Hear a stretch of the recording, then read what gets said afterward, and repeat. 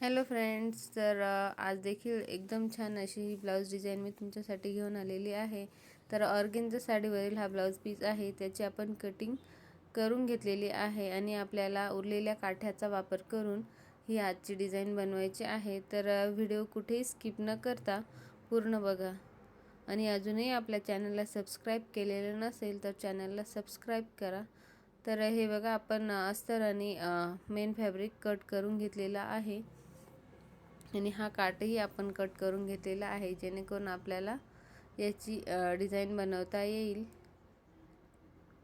Organza blouse piece वर design करताना आपल्याला कोणता प्रॉब्लेम येतो की पेपर कॅनव्हास आपल्याला ट्रान्सपरंट हा दिसतो. तर त्याचंही आपण ह्या व्हिडिओमध्ये कशा पद्धतीने तो कवर करायचा आहे पेपर कॅनव्हास, ते मी तुम्हाला या व्हिडिओमध्ये दाखवलेलं आहे.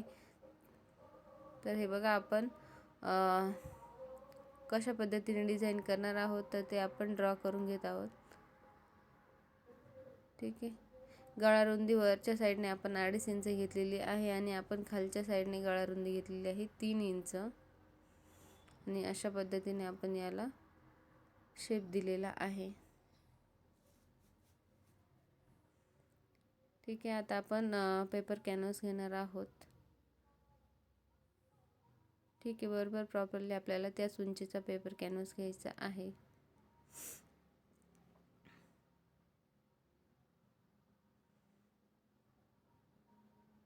ठीक आहे. आणि आता आपण त्यावर गळा रुंदी मोजून घेतलेली आहे आणि त्याच पद्धतीने ड्रॉ करून घेतलेला आहे. गळा कितीचा आहे तर गळा आपण घेतलेला आहे 10 इंचाचा आणि त्यावर अशी ही डिझाईन करून घेतलेली आहे. ठीक आहे. आणि आता आपण त्याला कट करून घेणार आहोत.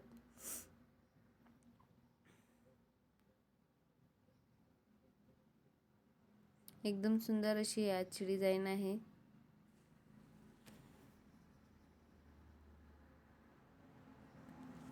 ठीक आहे.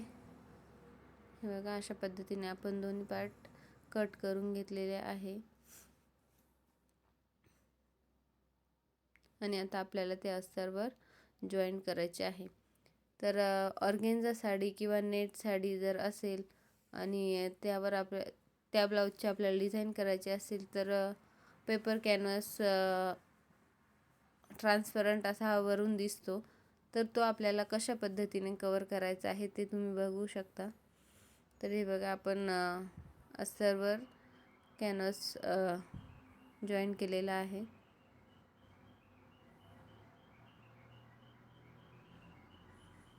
हे बघा, अशा पद्धतीने आपण पेपर कॅनव्हास स्टिच करून घेतलेला आहे अस्तरला. आणि आता आपण हे मेन फॅब्रिक घेतलेलं आहे.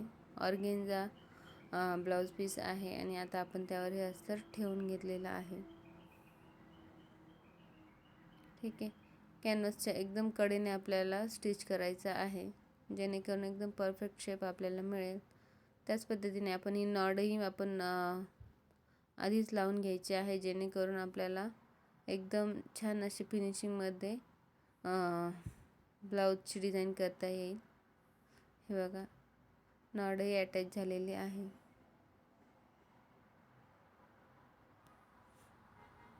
ठीक आहे.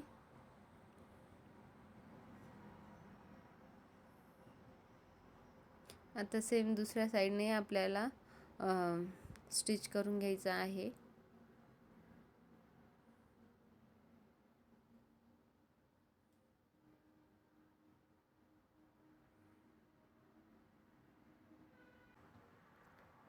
ठीक आहे. एकदम पेपर कॅनव्हासच्या कडेने आपल्याला स्टिच करायचं आहे आणि ह्या साईडने आपल्याला नॉड आधीच अटॅच करायचे आहे.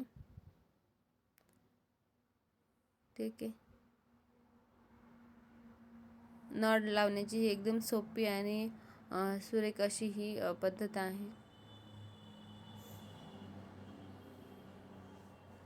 आता आपण मधला भाग कट करून घेऊ अशा पद्धतीने. आणि आता आपण याला लगेच फोल्ड केलं तर पेपर कॅनव्हास ट्रान्सपरंट दिसेल वरच्या साईडने. त्यासाठी आपण अजून अस्तरचा वापर करणार आहोत. तर हे बघा, हे उरलेलं अस्तर आहे आणि ते आपल्याला अशा पद्धतीने याला कवर करून घ्यायचं आहे. ठीक आहे.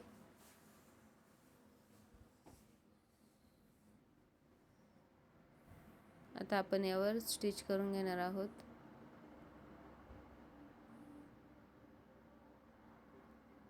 नेट ब्लाऊज असेल तर त्यालाही आपण अशाच पद्धतीने अस्तरने पेपर कॅनव्हास कवर करून घ्यायचा असतो, जेणेकरून आपल्याला ट्रान्सपरंट तो पेपर कॅनव्हास दिसणार नाही. हे बघा, हे छोटे छोटे कट्स देऊन घेतलेले आहे, जेणेकरून एकदम परफेक्ट शेप आपल्याला मिळेल. हे बघा, आता नॉड आपल्याला हलकीशी बाहेर ओढायची आहे आणि ही डिझाईनही एकदम परफेक्ट आपल्याला स्टिच करायची आहे. हे बघा, अशा पद्धतीने एकदम सोपी पद्धत आहे. ठीक आहे. हे बघा, आपल्याला पाहिजे तसा आकार आलेला आहे. आणि आता आपण साईडने अस्तर जॉईन करून घेणार आहोत.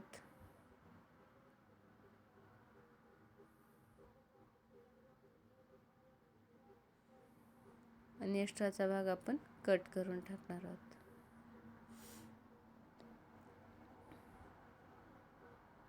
हे बघा, कुठेही पेपर कॅनव्हास आपल्याला बाहेर दिसत नाहीये. सेम पद्धतीने आपण ही दुसरा पार्टही आपण सेम पद्धतीने तयार करणार आहोत. यालाही आपण अस्तरने कवर करणार आहोत कॅनव्हासला.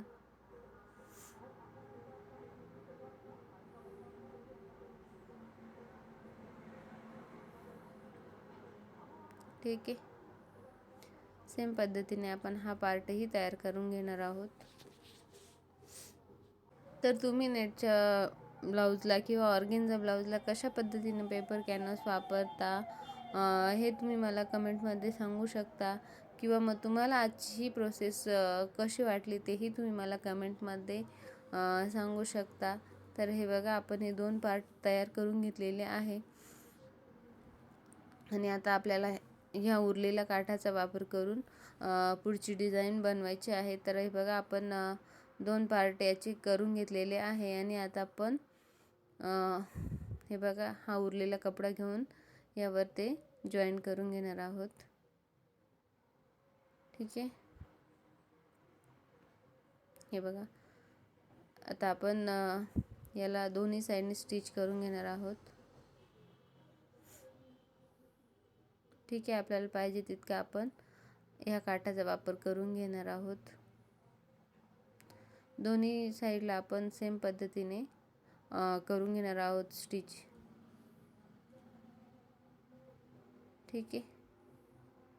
आणि आता आपल्याला याला असं बाहेर फोल्ड करायचं आहे.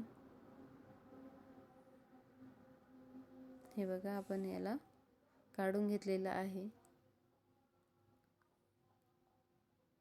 आणि आता आपण याला दाब टीप देणार आहोत, जेणेकरून आपल्याला एकदम परफेक्ट अशी ही पट्टी मिळेल. ठीक आहे. आता आपण दुसऱ्या पार्टलाही सेम पद्धतीने तयार करणार आहोत.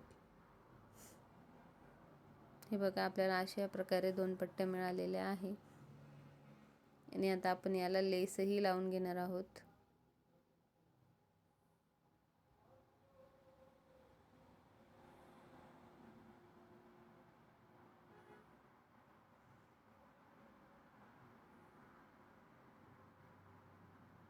ठीक आहे. दोन्ही पार्टला आपण लेस अटॅच करणार आहोत. हे बघा, अशा पद्धतीने आपण लेस लावलेली आहे आणि आता आपल्याला याला ब्लाऊजला अटॅच करायचं आहे. तर हे बघा, आपण हा एक पार्ट घेतलेला आहे आणि आता आपण याला एकदम परफेक्टली याला आपण हे अटॅच करून घेत आहोत. हे बघा, आता आपण दुसऱ्या साईडनेही सेम पद्धतीने अटॅच करणार आहोत.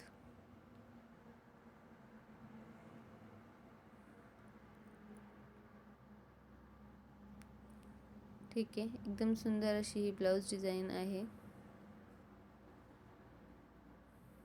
हे बघा, आपण एकदम परफेक्टली याला लावून घेतलेलं आहे आणि आता आपण याला लेसही लावून घेणार आहोत साईडने. मी लेस त्याच कलरची घेतलेली आहे आणि तुम्ही कोणत्याही कलर तुम्हाला जो आवडेल तो घेऊ शकता.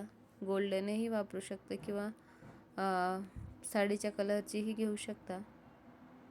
हे बघा, दोन्ही साईडला आपण लेस लावून घेत आहोत.